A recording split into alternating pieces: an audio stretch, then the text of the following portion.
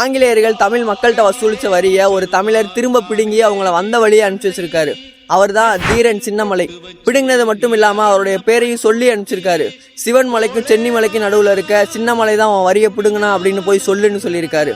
அப்பவே ஜாதி மதம்லாம் கடந்து திப்பு சுல்தான் கூட கை கோர்த்து ஆங்கிலேயர்களுக்கு எதிராக நின்றுருக்காரு. வரியே கட்ட மாட்டேன் அப்படின்ற அவருடைய கோட்பாடுல உண்மையாகவும் நேர்மையாகவும் கடைசி வரைக்கும் இருந்திருக்காரு. கோடா நிலை அப்படின்ற ஒரு இடத்தோட பாளையக்காரராக இருந்திருக்காரு. இவரை ஆங்கிலேயர்களால சண்டையிட்டு வெல்ல முடியல. அதனால என்ன பண்றாங்க அப்படின்னா இவருடைய சமையல்காரரை வச்சு யாருக்குமே தெரியாம சூழ்ச்சி பண்ணி தான் இவரை வெல்ல முடியுது.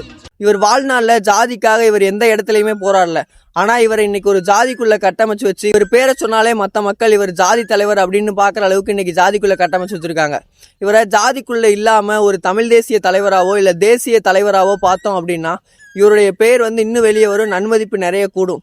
இவர் தேசிய தலைவரா இல்லை ஜாதி தலைவரா அப்படின்றத கமெண்ட்டில் சொல்லிட்டு போங்க. இந்த மாதிரி பதிவுகள் தெரிஞ்சுக்க நம்ம சேனலை ஃபாலோ பண்ணிக்க.